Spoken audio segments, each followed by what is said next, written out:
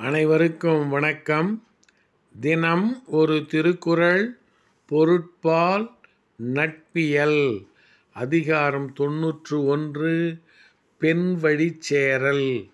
குறள் எண் 901. மனை விழைவார் மாண் பயன் எய்தார் வினை விழைவார் வேண்டாப் பொருளும் அது.